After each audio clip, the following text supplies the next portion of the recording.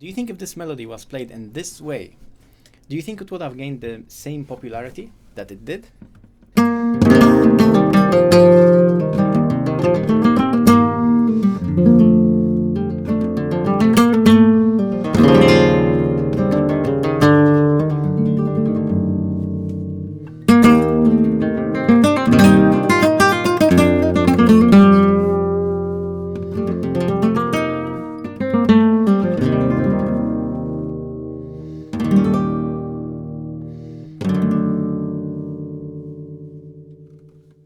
So for the title of this video, I'm not actually exaggerating, it's actually true. In the past, mainly because of my channel, perhaps I attract the people who are especially drawn to Vicente, that kind of music. And so many students come up and tell me that they don't feel this connection with Paco. They just don't like to listen to Paco. They are like, I don't hear the melodies as beautiful the way Vicente does it, or even Paco Peña does it, you know. Now this has to do a lot with the personality and the touch on the guitar, how they play. Vicente chose a route that is very different. He broke the wheel actually. Flamenco originally, flamenco solo guitar is not played as a sweet, pretty and romantic. It's not like that. Flamenco, when they, you know, came from the singing and all that, and they were expressing pain, they were expressing grief, of course love and hate and all that. And then when Vicente came out in the 90s and he started putting out a granaina, for example, that sounds like this.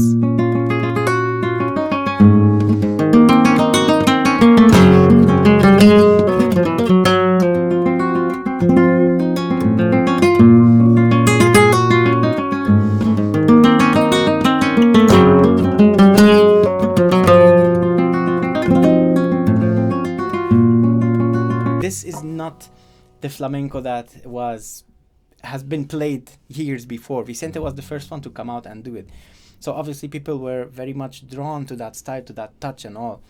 So with respect obviously to Vicente, and you know how much I love Vicente, this is not, let's say, the traditional flamenco. So he broke the wheel and then he did something of his own and he came up with this style. And you can tell that in Paco's case, he really loved the authentic traditional flamenco singing, and he just wanted to do that on guitar. He wanted to keep that kind of this growl of flamenco and put it in a flamenco guitar way. He still wanted that on flamenco guitar. An example would be, check this out. Imagine this is a singer, right? Forget that there's a guitar.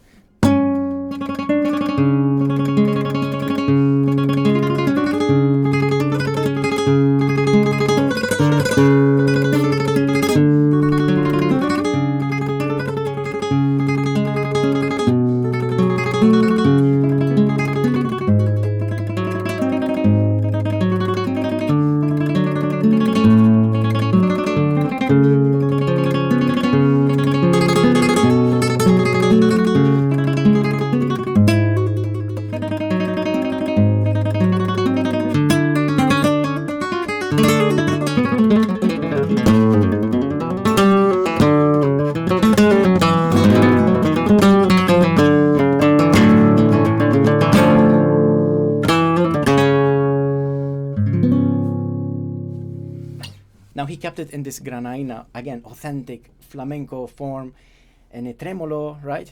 Now there are billions of these melodies in his pieces. What if, right, he would turn this one into a pop song, more like something that, again, people can easily understand. 2 guitars, percussion, something like that. He can go...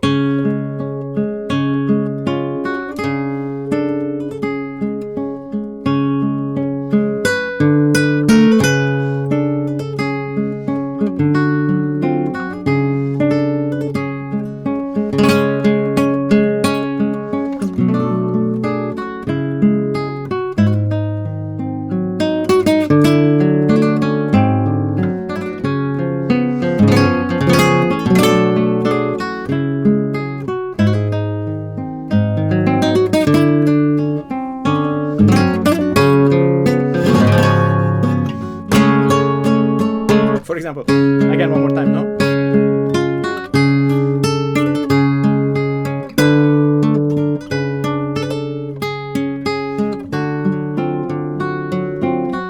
Something like that. Like, obviously I'm improvising here, But just imagine the possibilities of all those melodies as Paco had in a granaina form, in a rondeña form, in a soleá. Like, how many of those could be easily turned into pop? I want to play you a melody that is not as popular as Entre Dos Aguas, but could have been if Paco wanted to, right? If he cheaped out, he could have, right? Take this melody here. Check this one out.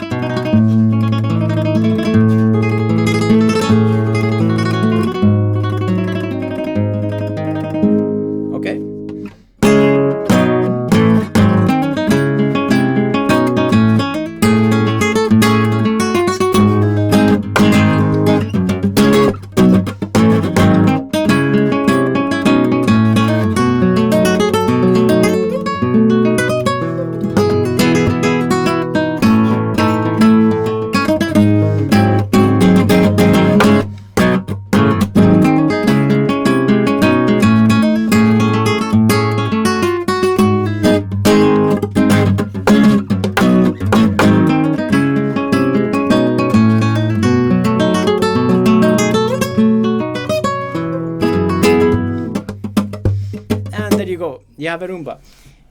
He could have done this a billion times. Each song, he could have done something like that. Millions of copies, done.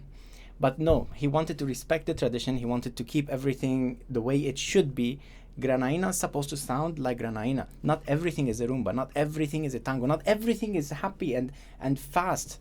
It's not supposed to be like that if you are playing flamenco and not Spanish guitar. Now, you can argue that you prefer Vicente Amigo's sound. You prefer Paco Peña's sound, maybe Tomatito.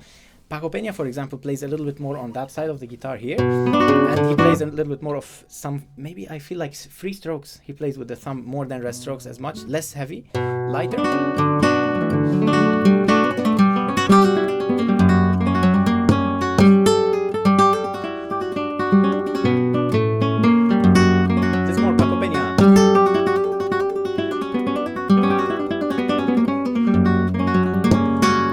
Vicente.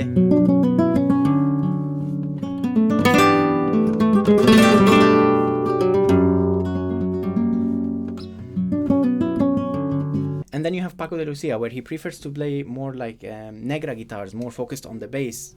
Generally speaking, he plays more on that side. Very powerful.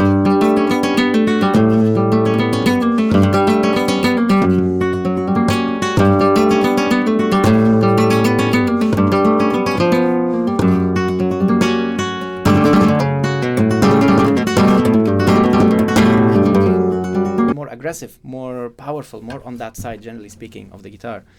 And obviously you have the whole thing about which guitar they're using and all that, how long they have the nails compared to how short. So you have different sound preferences. That's fine. Like, okay, you prefer the sound of Vicente. And in all fairness, I would say that, like, I would 100% be open about this, and I will say that Paco, unfortunately, seems to have not taken care of his recordings as much as Vicente. Like, when you hear Vicente, even in the 96, I think, I forgot which year released the second album of Vicente, but Vivencias Imaginadas, for example, is one of the best sounding albums. Like, it sounds so clean, so beautiful sounding. I'm talking about the recording itself, the production. And that's really it. I don't want to make this video extremely long, and I didn't prepare anything for today. Like I said, this video, I just put the camera and start recording. I just wanted to say something about this today. I'd like to see what you think about this as well. There's so much to talk about. Like I said, because I didn't prepare or research, or like I could have done a massive video about this, but let's just keep it the way it is now. Let me know what you think about this. My message to you guys, again, to everybody, right? Not like the people who like, or the people who don't listen as much to Paco, maybe just start listening more often, and you will notice in pieces like a Taranta, like a very old Taranta maybe, or maybe Tio Sabas, a little bit newer one.